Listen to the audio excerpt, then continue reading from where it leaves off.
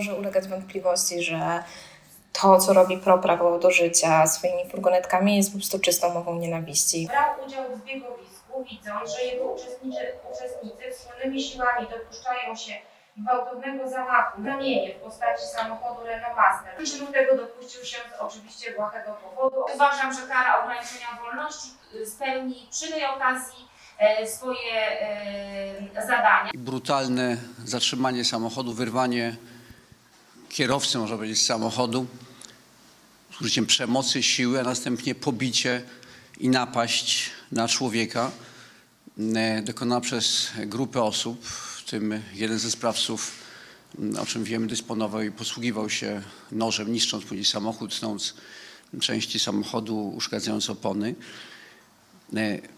To nie jest jakiś slums południowej Ameryki, to jest serce Europy, to jest stolica Polski. To nie jest ten sam nóż, którym pociąłem te plandeki, ale to jest taki sam nóż, bo to jest po prostu pierwszy nóż, który złapałem z kuchni dzisiaj, tak samo jak pierwszy nóż wtedy złapałem z kuchni. Cała ta sprawa była bardzo właśnie o tym, jaka jest dopuszczalna estetyka protestu. Czy człowiek może mieć nóż na proteście, albo czy może mieć zamaskowaną twarz na proteście.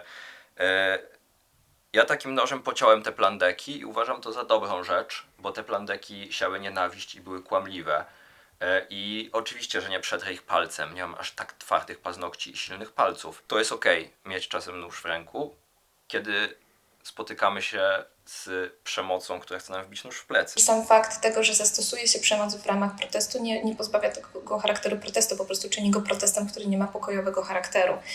Może nie podlegać ochronie na podstawie konwencji czy konstytucji, no ale nie można zanegować tego, że jest protestem jako takim.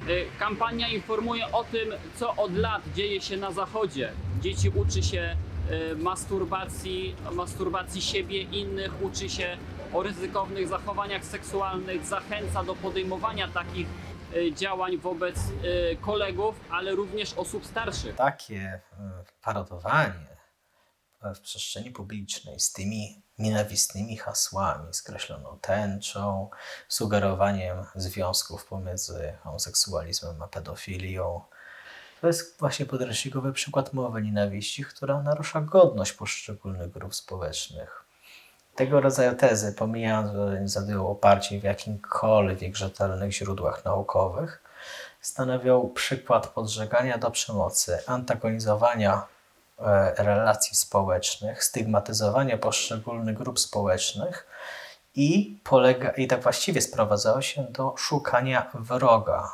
Te słowa, ta kampania nienawiści prowadzona przez Fundację PRO, między innymi, jako jej tam takie radykalne skrzydło, no ale prowadzona w owym czasie przez rząd, przez partię rządzącą, przez prezydenta i przez aparat państwa po prostu, no ta kampania nienawiści odbiła się realną przemocą homofobiczną, odbiła się na przykład atakami na parady równości. Granica dla wolności słowa postawiona jest dość daleko i jest właśnie postawiona na mowie nienawiści, czyli na wypowiedziach, które w jakiś sposób szczują, podżegają do nienawiści, zachęcają do nienawiści.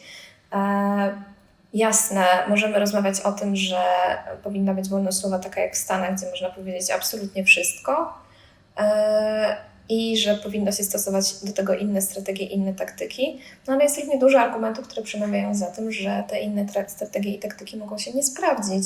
Natomiast pozwalanie na głoszenie tego typu twierdzeń w przestrzeni publicznej może mieć wymierne skutki i po prostu znamy to z historii, że ma. Oczywiście ktoś się może z nami nie zgadzać, ma lewicowe poglądy.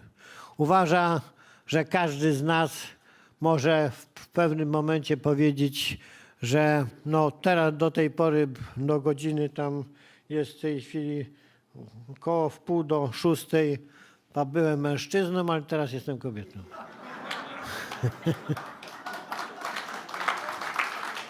No, bo przez lewica uważa, że tak powinno być. Myślicie, że będziemy się was bać, ale nie będziemy.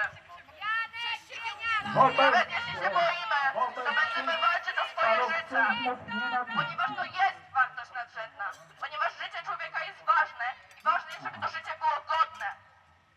Nasza godność to nie jest idea, tak jak powiedziała sędzina.